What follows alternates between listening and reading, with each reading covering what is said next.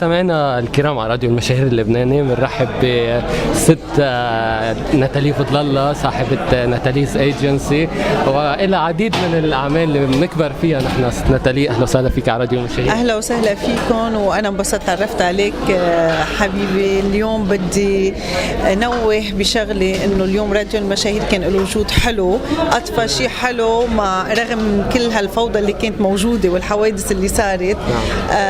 مهم انه المس تستحق اللقب اللي اخذته. طلعنا بنتيجه حلوه، وبنقول ان شاء الله ما بيتكرر هيك ايفنت اذا ما كان مدروس اكثر لما يصغر قيمه او حجم هالاسم اللي هن حلوين. حلو كثير. في شي تحضيرات هيك بنحكي فيها؟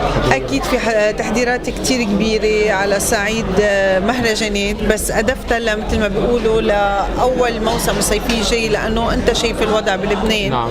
عم حضر لايفنت كثير ضخم للجيش اللبناني ريعوا لايتام اطفال الجيش، بس بما انه الوضع ما بيسمح هلا حبيت اجله ليكون نحن كراديو المشاهير رح نكون اول ناس يعني. اكيد كل الاعلام حيكون الاجنبي والعربي، لانه هيدا حدث حيكون حدث وطني كتير كبير وعالمي بامتياز، لنفرجي مش بس الكوتيل الانساني، حنفرجي قصه لبنان بهيدا المهرجان. وين ناتالي ما عم تشوفها هيك؟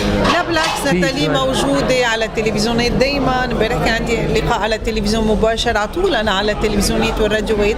يمكن شوي خففت طلعاتي او ظهوري بالسهرات شوي، لانه معودين. لا الايفنتات لانه الوضع ما بيسمح. اليوم انا بطلت ناتالي فضل او ناتاليز ايجنسي مجرد بس عرض ازياء، صرت بتطلع على ايفنتات كبيره باهداف انسانيه ووطنيه، لانه انا بالنسبه لي صارت اكبر من الطموح بس بعرض الازياء.